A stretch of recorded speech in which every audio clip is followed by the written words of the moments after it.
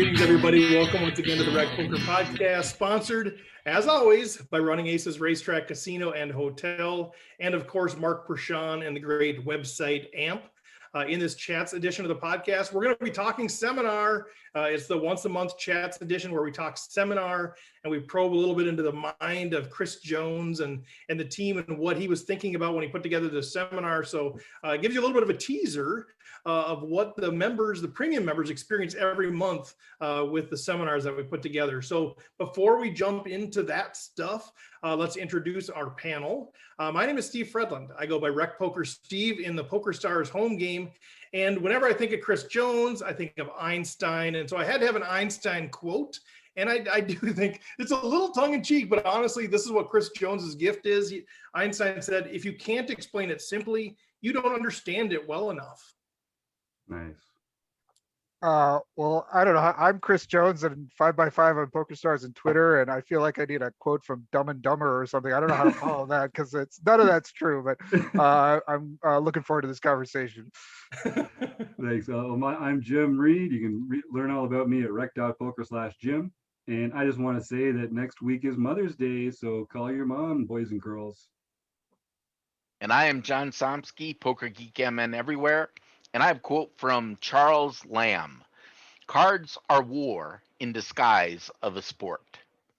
Oh, you know, does anybody else ever have the question when John says he's Poker Geek MN everywhere? Does that mean like at family reunions? And do you think they call him Poker Geek MN? Like they definitely do. I think they do for sure.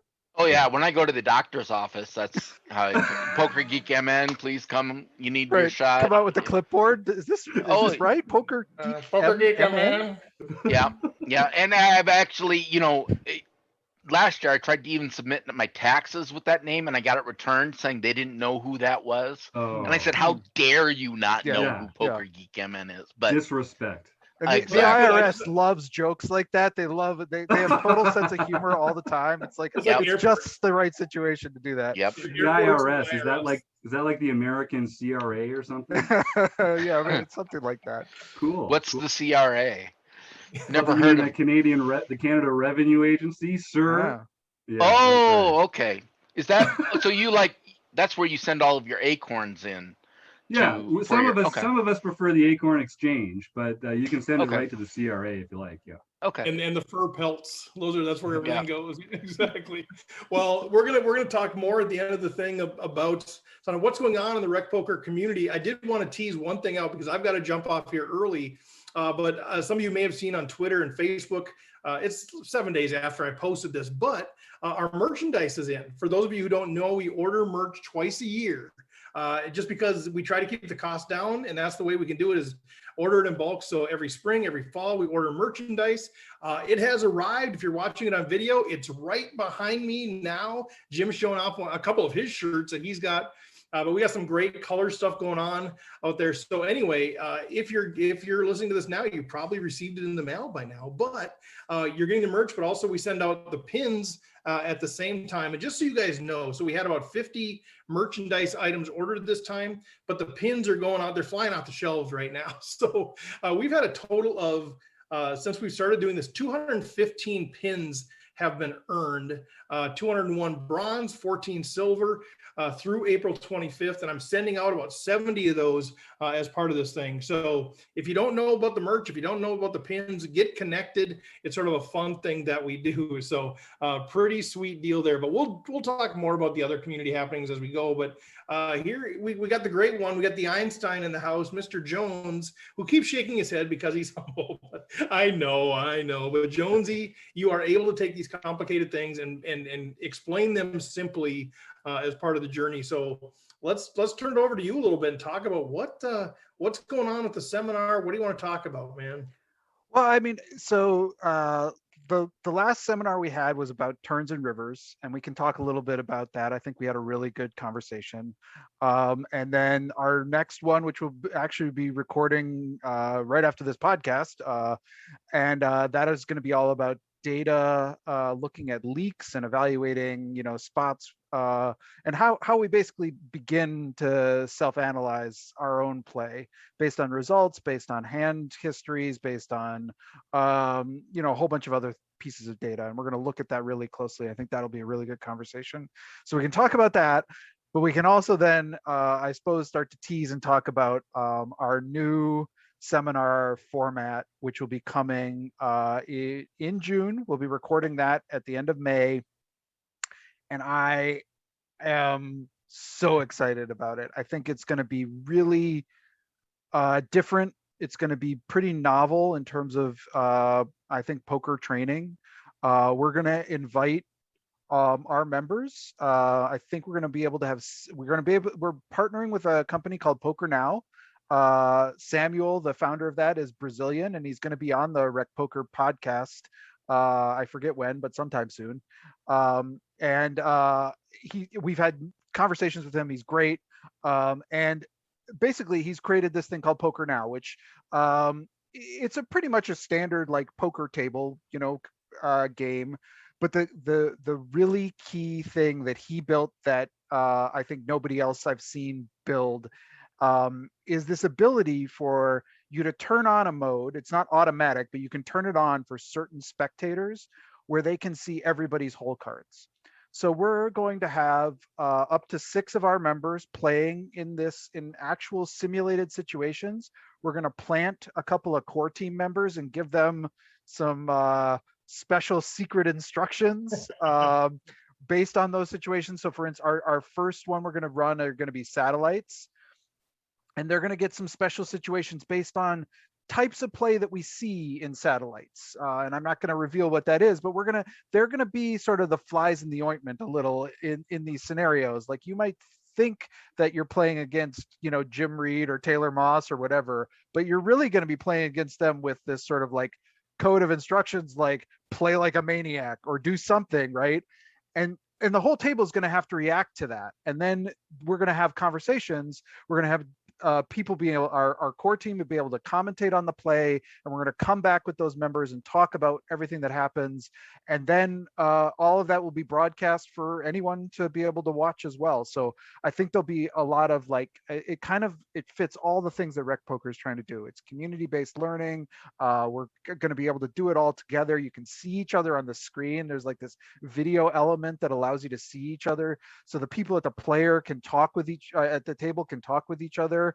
And the commentators can mute them so they can talk about whatever they want, and they can and it sort of doesn't get in the way of talking about what's going on at the table. So it's going to be really, I think, something like you've probably never seen before. So it'll be kind of cool. It's so good. I mean, like you said, I just think it checks every box. And I know you've been looking for the right software for a while, having different conversations with people. But yeah, we've done some live play and learns, and people love that. We set up different simulations, but obviously you can't get through as many hands, and you can't really share that with other people. But the training is there's a strong training component to this too, right? So it sounds fun. Oh, it's fun, let's play, whatever. But we're going to encourage everybody to play their best. But it's not just fun. It's a real interactive training experience. And we're going to try to design these scenarios. And then, so basically we're going to break it into 2 sort of 45 to 50 minute playing sessions. Each is going to have their own sets of scenarios. So like maybe you're really deep stacked and really short stacked, or what, that's just one example where we'll do that in part 1 and part 2. And then part 3, we're going to exit the game and come onto a Zoom call and just have a debrief with everybody who played, talk through with the commentators and some, specific hands. And the real purpose of that is to come up with some questions. And then we're hoping that we're going to take those questions and try to really break down a couple of them as a sort of 4th piece to the seminar now. That'll be a recorded sort of follow-up where maybe we're looking at solvers, maybe we're talking to some of the pros in our universe and saying, everyone was really struggling on this specific spot. What do you think? And we'll try to then package that all together so you can watch the first 2 segments of play, you can watch the debrief, and then you can watch the follow-up. And I think it's going to be great. It's gonna be great. That's so amazing. Like, I mean, is there, as you think about it, Chris, I know these guys want to jump in, but as you think about this, are there parts of it that are just like more exciting to you? I know you're excited about the whole thing, but are there parts of it for you personally that you're like, I'm really looking forward to either leading or being part of or hearing or whatever? The thing that's always so hard. Sometimes I think with the seminars, it's always so hard to come up with like examples that feel really relevant and like are really meaty and have like all the elements that you want to have the conversations around.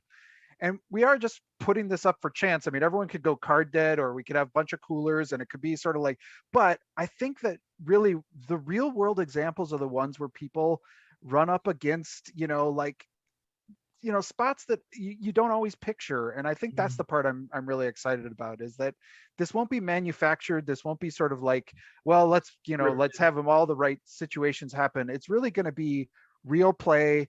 And we're gonna be able to sort of like see it happening live and talking about it as a community. I think, and that's the part I think is going to be great. Look at how excited he gets. Look at his face. Look at the smile on his face when he's talking about it. I love this. It's really cool. It is. It's a software tool that has that. This was not the original intention for it. It's mostly been something that Samuel created, but then tried to package and market as really like a replacement for home games as the pandemic took over. And I know some people who've used it in that function, and it works well for that as well. But the fact that like there were often people who got knocked out of like a home game could then, and he turned on this functionality, not thinking of it as like a training idea, but like people who got knocked out of a home game could then watch their friends play and see all the hole cards, and it got so they could do that in their home game setting, and that was exciting to them. But I don't think he even thought about it as a training tool, but it is such an amazing, valuable tool to be able to do that. As we saw with Rec Madness, it's really tricky to patch together people's hole cards. It is. And this just does it right there for you. So it's pretty amazing. And time consuming. I know the editor, and it is a little time consuming. And I've done that or my editor's done that with 8 or 9 people, where you're trying to, this just does it. And I think that was interesting. Like, I think you approached Samuel, and I think even, he was asking what the use case is. And I think as you presented this, I think he was like, oh, that's a really good use case. So that's pretty cool. I guess another question I have is like, how are you going to choose who gets in this thing? Like, I know you put something on Discord, and a number of people are like me, pick me. And so do you have any plans yet? Or if people are listening going, I'd like to do that, what are the constraints? Is it premium members only? So right now we're limiting it to premium members. And I'm going to punt on that one as to how we're choosing, because I think Jim is managing that process. I'm going to ask Jim, nice, yes. How are we choosing who actually gets to be part of this table, Jim? Great question, Chris. Well, we want as many premium members as possible to be able to participate. So there are a few technical requirements, but basically, if you can make it free on this night, we're going to try and fit you in. So we are going to do this more. We're going to try and switch to this going forward. So I've already put a call out in the forums at rec.poker. There is a forum in the group just for the monthly seminar talking about who wants to sign up for this one or for the month after that. Just put your name down there, and we'll make sure that you've got what you need on the technical side of things, and then come and join the party. It's going to be a lot of fun. Mm-hmm. I'm like absurdly excited about it. And ultimately, I think one of our goals for the first one, I think we're going to just record it and then post it on the site. But we do think there's a potential down the road. I want to get the actual logistics and make sure everything's running smoothly before we launch into the second part of this. But I do think there's the potential to actually stream this on a delay.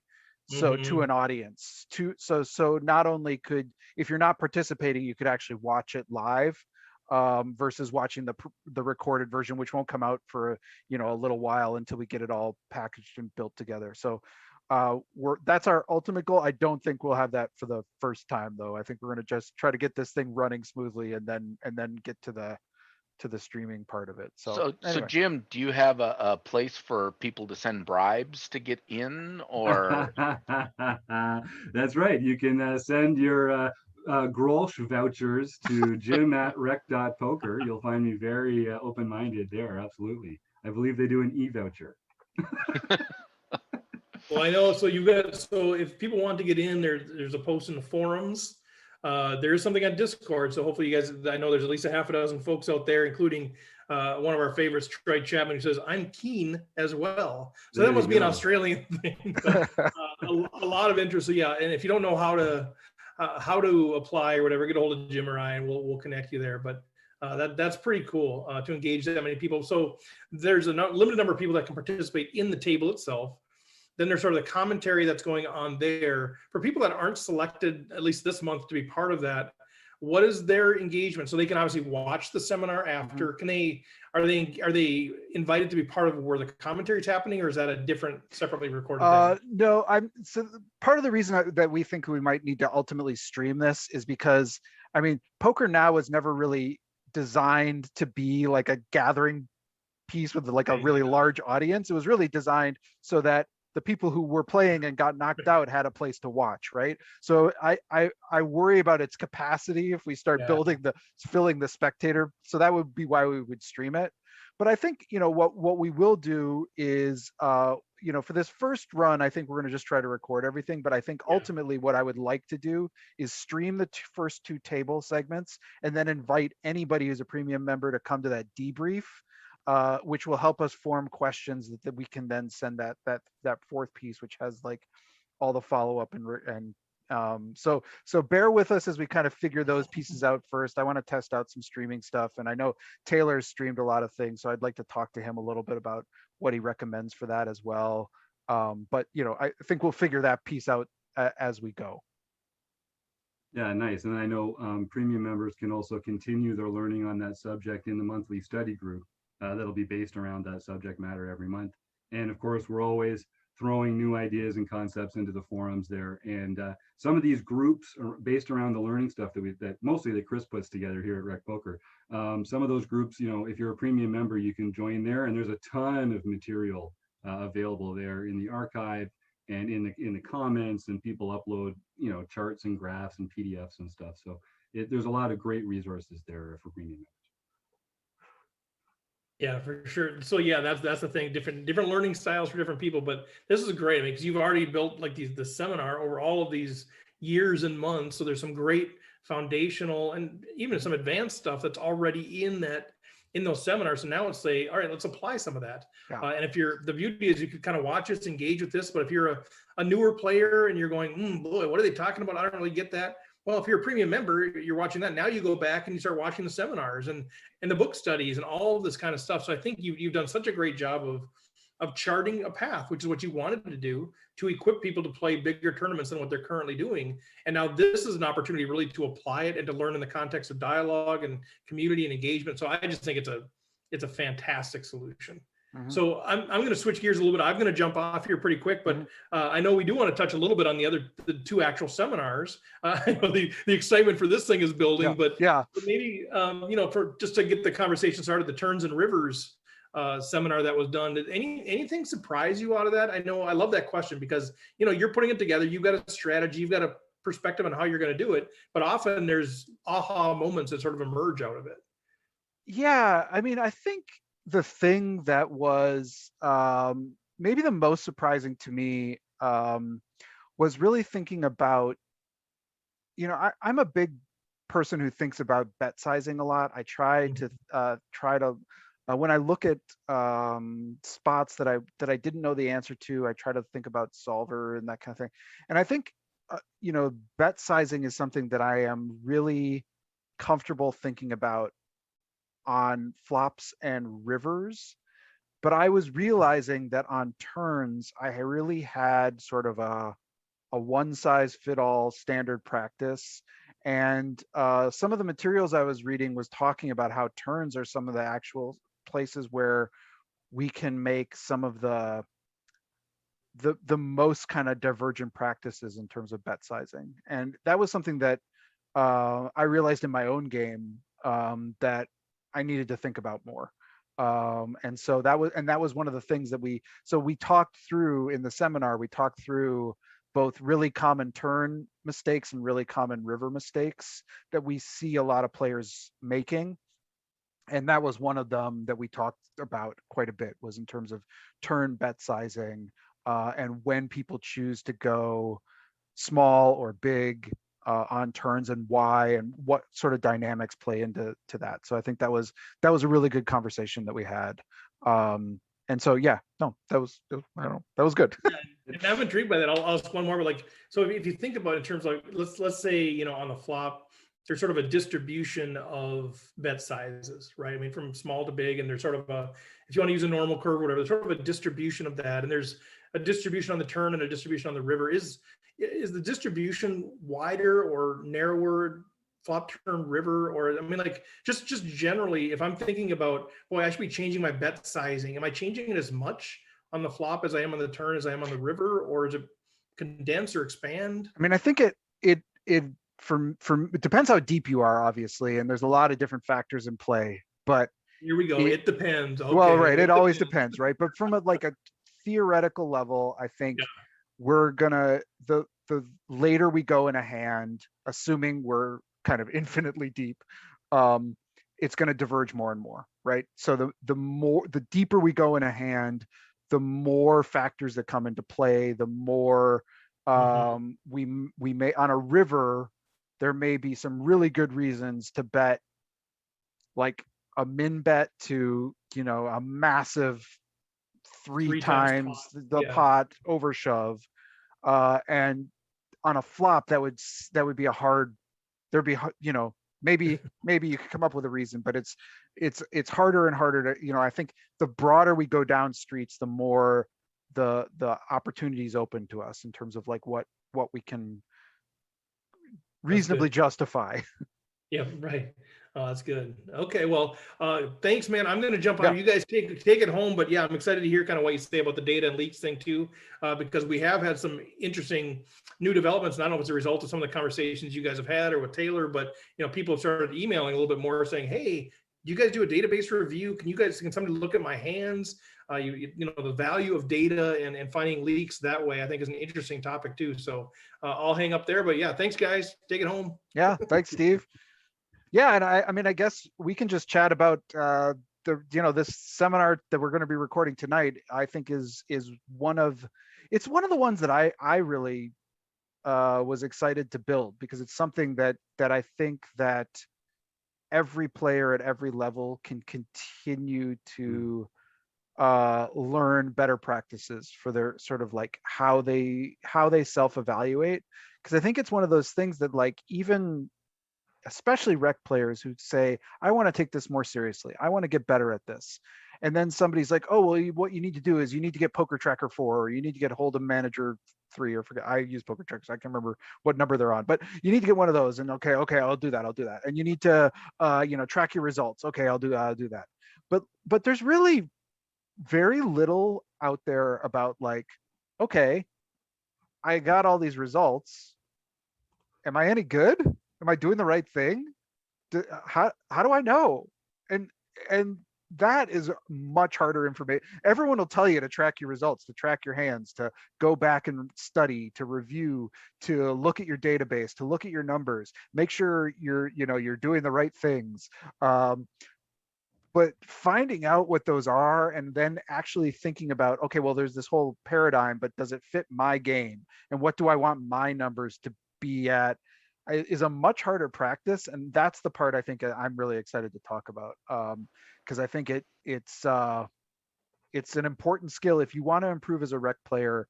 I think it's one of the most fundamental things that you can possibly do, but I think it's often something that people are like, I'd like to do that, but I don't know how. Yeah, and I think it's one of those things that it makes you better at poker every time you practice it.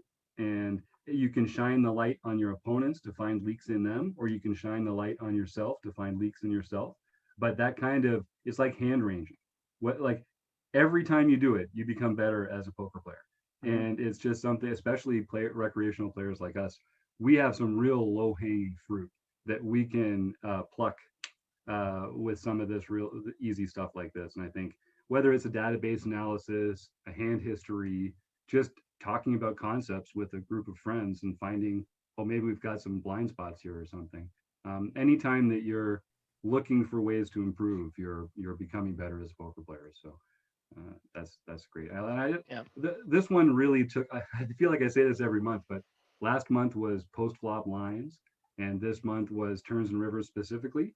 And I just really like the way you layer in some of the theory, so that we're really building on this foundation as our premium members come along with us through these seminars. They're really kind of just learning the building blocks of this strategy that they then get to build higher and higher. So I mean, yeah, it's I'm also looking forward to the playing session, but I want to unlock more of Chris Jones's brain. We're all on that same mission here at rec.poker. And I know for me, looking at it, to answer Chris's first question, am I any good at this? For me, the answer is always no. I'm doing so many things wrong. But there's also a big difference between. I've studied a lot over the years, and conceptually, I can understand and talk about a lot of places. But there's a big difference between that and being able to implement that information at the table. And recently, I've been seeing more of what I know actually making it to my play. So, and I think it's just the repetitive nature of us talking about the same stuff over and over again, getting it to a point. When you first understand something, your brain has to work at it in order to get it.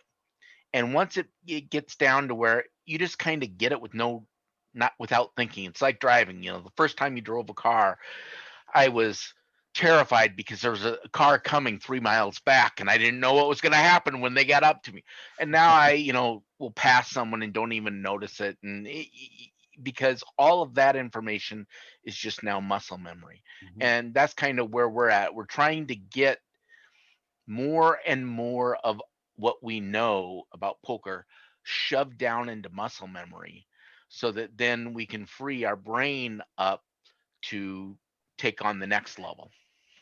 Yeah, and I mean that's so good because it also every time. I mean, we're gonna in this summit we're gonna talk through, evaluating data, but then also we're gonna go through like looking at a hand history and how you kind of approach that. And I'm going to expose my tender underbelly, I think, Yes.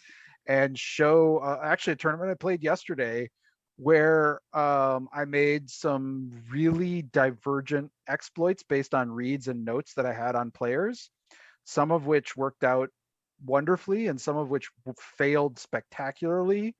And I think the ability to like look at your own play that way and be able to evaluate it is so valuable, because then you can go back and the next time you're playing, you can have either some confidence that you're either like looking at things correctly, or like you can start to make some adjustments. And that's when it becomes ingrained in how you play, right? It's okay to make those mistakes, and everybody makes them. And it's really about sort of learning from and trying to grow from those. And I think that's the purpose of this. So it'll be interesting. Yeah, I think one of the things I like most about the new playing and learning format is that it's doing those both together. Because I think for a lot of recreational players, it's hard to take the lessons from the lab and apply them on the felt. And even just having this environment, just like we used to do these play and learns live, right? It's very rec poker. I'm just really excited about it. Yeah. The other thing I'm kind of excited about is one of the things that everyone tells you is make sure you spend time studying the spots that come up over and over again. And by us organically playing, we are naturally going to hit those spots that come up over and over again, as opposed to contriving a spot that might be interesting, but 99% of us will never hit it more than once in our life. Yep. And a lot of the other thing that I think is really interesting about both our own hand history reviews or playing on a thing like a play and learn is that I think a lot of people kind of get in a practice of watching either some televised poker or maybe watching some of the like the poker masters or the super high roller or the whatever, those kinds of things going on. And really, you're going to see some high level play. You're going to see some people in really high ICM spots making really big decisions, maybe running some big bluffs.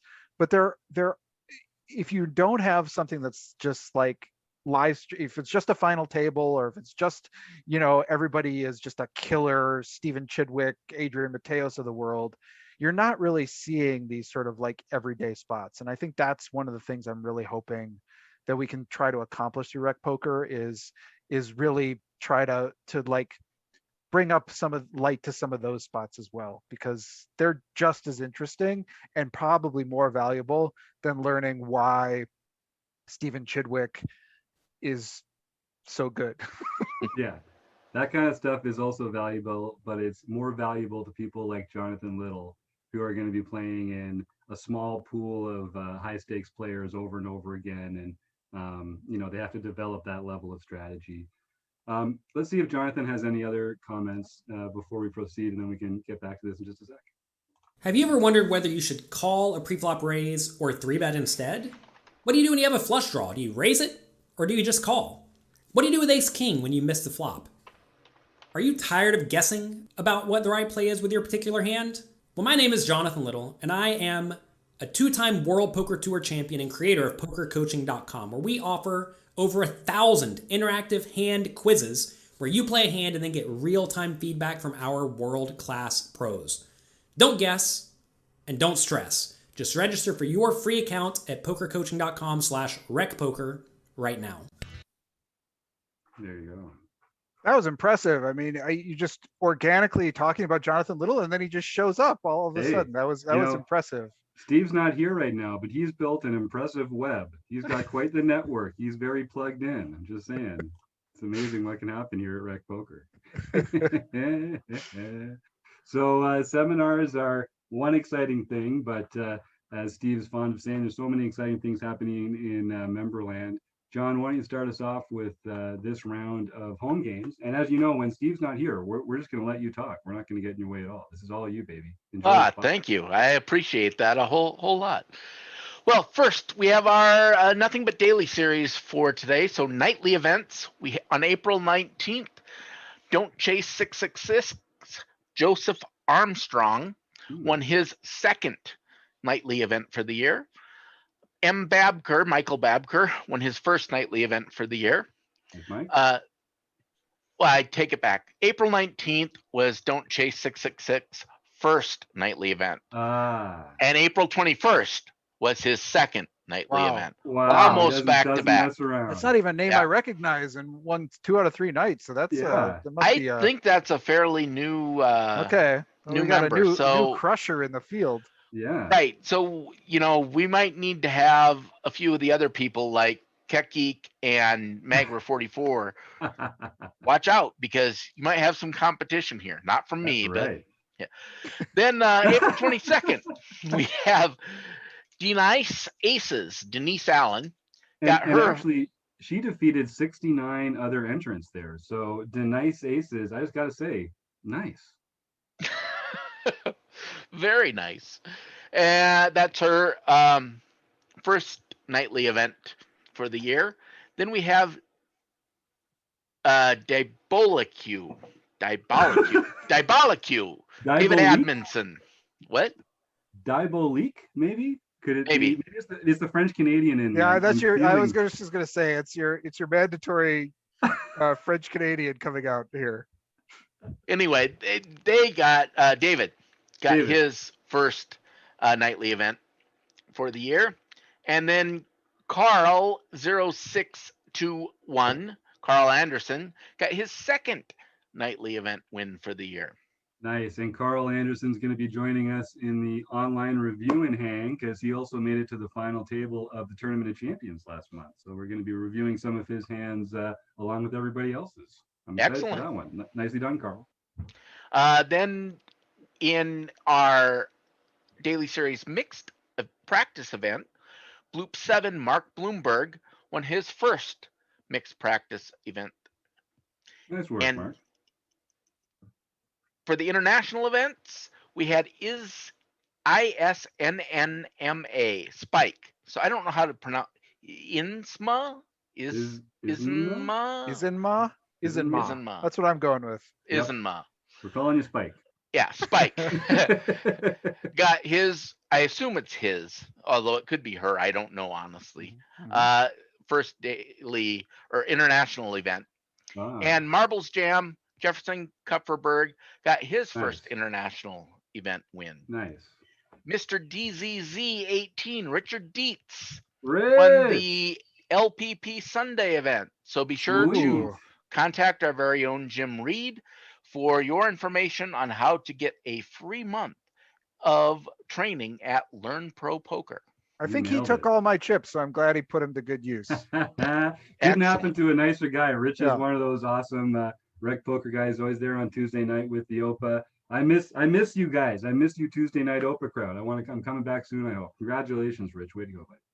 So Kim says it should be pronounced Isma, Ah, but there's no N. Where's the N there? Eisenma? I don't know. Anyway. Kim is our official rec poker travel agent. You can go to rec.poker/groups and you can find a group just for travel plans and that kind of thing. So when it comes to international flavor, yeah, Kim, I don't know. I'm with you there. I don't know about that one, but we'll say Spike right in, won't you? Spike, why don't you write into John at rec.poker? Yeah, send us the pronunciation guide. Yeah, that's right. She says it's a silent N. Okay. Okay. Silent double N. It's a double N. Yeah. So it's silent. Yeah. When you double the N, then it gets silent. Now it's a silent M. If you put two of them together, you see it's completely different. Okay. Oh, see, I got a laugh from Stewie for that. I'm going to claim that as mine, even though I think he was laughing at something earlier. That's okay. We'll call that a laugh. All right. This is going off the rails fast, guys. What else is going on in Memberland? I know we've got, by the time this comes out, on the Saturday coming up, you'll be able to join me and all the other premium members for a Poker Tracker review group that I do every Saturday, or that I do once a month on Saturday. Every Saturday, I do one of these study groups, whether it's the Focus, the monthly seminar, the Learn Pro Poker video that comes out every month, or the Poker Tracker review group. So check that out. And honestly, go and check out all the groups. Go to rec.poker/groups and see if there's something there that could be fun for you. Some are only for premium members, but some are for anybody who's got anything interesting about poker or even about other things in your life that are interesting. So we are a poker learning community, but we're a community first. So come and join and make some friends and share your thoughts. And yeah, that's what we're all about. Fellas, what else should we unload on this unsuspecting audience? They were expecting Steve the whole way through, and he just bailed at the last minute. Chris, I mean, I guess the book study is continuing, so keep showing up for that. I think there's lots of deep dives there and really good conversations. Definitely pay attention to these upcoming seminars. Tell us what you like, what you don't like, because we want to innovate. We want this to be interesting, but if it's not, let us know and we'll figure something out. Yeah. And I don't know if I don't have much else to add. I mean, we don't talk about it enough, but I should say our Learning with Partners program. If anyone's interested in learning about poker, you've come to the right place, because all our premium members, they get access to over an hour a month of premium training videos from other sites, whether it's Jonathan Little's pokercoaching.com, Solve for Why, Red Chip, Learn Pro Poker, of course, Sky Matsuhashi and the Poker Forge. We take premium content from their sites, and they let us share 15 minutes a month from each of these sites with our premium members. And then we all get to use the forums and the study groups and stuff to talk about this kind of stuff. And it's really getting a behind the scenes look, a sort of behind the curtain look at some of the brightest minds in poker today. So all these videos are free. We've got an archive. So we've been doing this for a while now, which means that, for all these sites, we've got quite a lot of stuff from them. If you're interested in just Solve for Why or just Learn Pro Poker, you can learn some of their material with us, join our study groups and talk about it. It's a great way to learn together, which is and if you ever want to sign up for one of those places, do it through Rec Poker. That's a great because you might point. get a discount and you're helping support Rec Poker while you do it. So great point, Chris. Yeah, and you can learn about all that by going to rec.poker/resources, and you'll find lots of links there. 100% of those links do help us out. And a lot of them will also get you a decent discount there. So do check that out, and with our thanks, and you'll be well served. We don't put just anybody on our page, so we're not working with people that we don't think are quality folks with quality learning materials and just top-notch people all around. So that's part of what we do here, and it applies to our membership and it applies to our learning partners too. So all right, well, I guess I'd like to thank one of our other amazing partners running Aces Hotel, Racetrack and Casino, website AMP. I'd like to thank John Somsky, Chris Jones, and Steve Fredland, of course, and everyone else. Have a great night, and we'll see you again sometime.